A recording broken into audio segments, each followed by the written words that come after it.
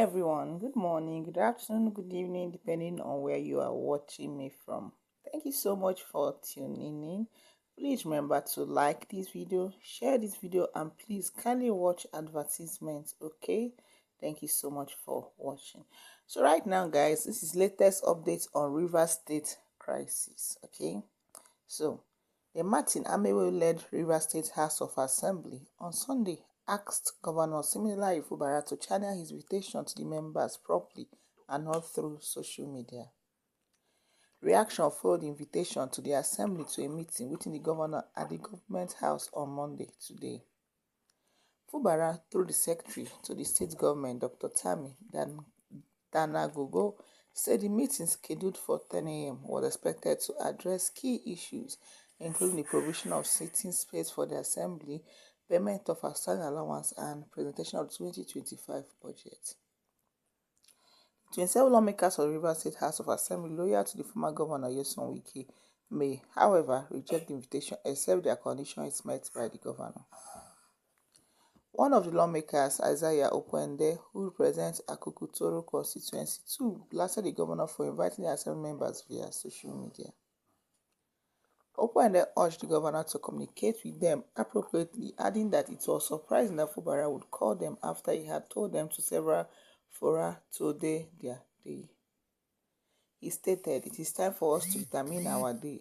When the day your day started, our principal said the time for our own day your day will come. Now our day your day has come.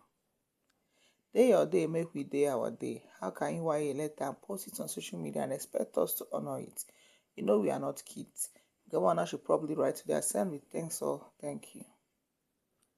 Similarly, some former local government chairmen who served during the tenure of Wike were also seen in a viral video singing and mocking Fubara over the invitation extended to the assembly members.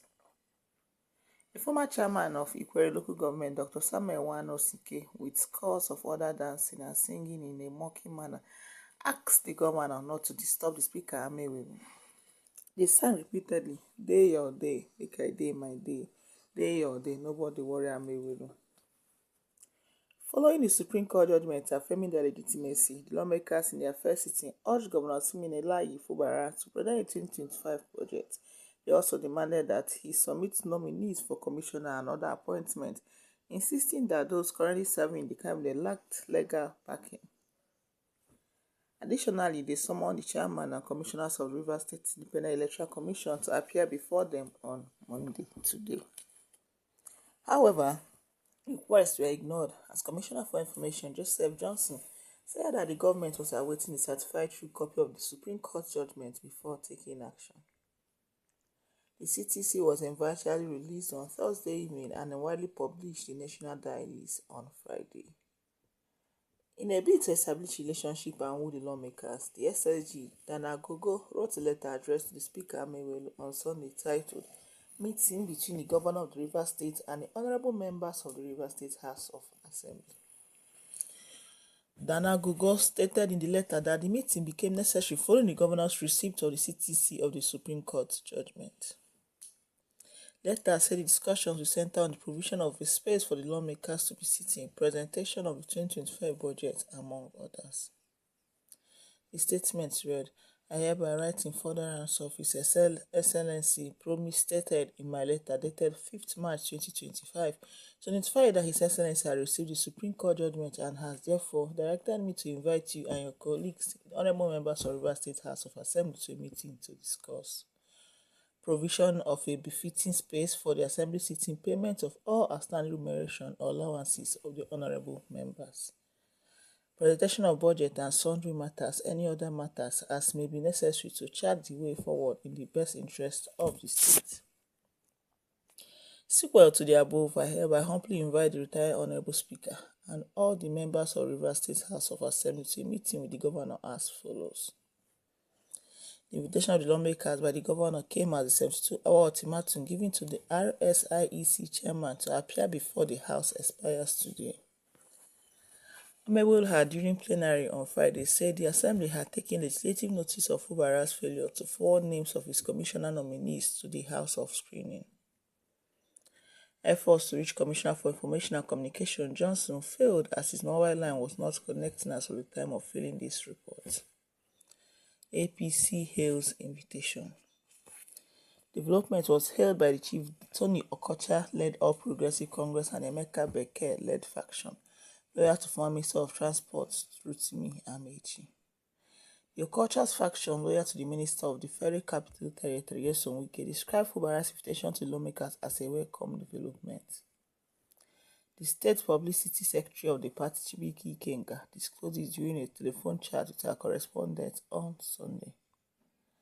Ikenga expressed the hope that the move will lead to a resolution of the crisis between the two arms of government in the state. He stated her position as a party is to the effect that whatever will bring lasting peace to Rivers State is what we support.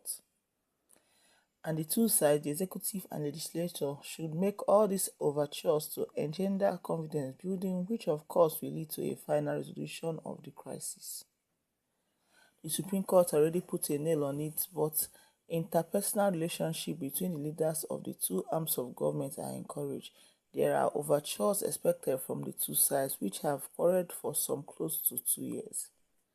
The Rivers State House of Assembly has written letters to the governor, and the governor has also responded, and the governor has written, inviting them as part of the follow-up of the earlier letter. We welcome all these processes and procedures that will lead to final resolution. Also, the Chief of Staff to the Beke-led APC, Chizi Ntie, described the development as a win-win situation. He commended the governor for keeping to his promise of implementing the court's supreme judgment. Letter written by the governor to the assembly shows that he's a man who believes in the rule of law and who can also maintain his stand and do what he says. This is the first move to ensure orderliness in the state. The governor sees that the people matter and not him. So making peace with lawmakers is the best thing he can achieve for now. When it is achieved, I think the state will move forward. The Supreme Court recognized the Martin Amewo-led House of Assembly, and the governor does not have any option but to obey the judgment of the Supreme Court. It is a win-win. Nobody is a loser, nobody is a winner, he said. Former chairman of Ijaw-dominated local government areas in Rivers State have condemned threats by non-state actors over a political crisis in the state. Some groups have threatened to disrupt oil production and cause a crisis in the state if Fubara was impeached. The former campaign coordinators for Fubara in their various local government areas called on the police, the Department of State Security, and other security agencies to enforce the judgment of the Supreme Court in the interest of the people. Former members of the Association of Local Government Nigeria said Fubara failed to take opportunity offered to him by presidential intervention to end the crisis. The Ijaw leaders, who say they remain the substantive chairmen of the local government areas, following the aborted tenure extension, said they heaved a sigh of relief that the Supreme Court had ended the crisis. Unfortunately, our attention was drawn to both subtle and frontal threats to the government, instigated by some individuals and organizations who ostensibly are beneficiaries of the crisis. It's even worse that they are using the Ijaw identity to fuel the embers of violence and intimidation against federal government. In this category are organizations such as the Ijaw National Congress and some renegades of the Ijaw Youth Council. These organizations had a publicity that the Ijaws will resort to violence against critical national oil infrastructure if Governor Fubara is impeached. This implies that the pro-Wike Ijaw ethnic organization have not read the Supreme Court judgment, the so-condemned local government chairman said.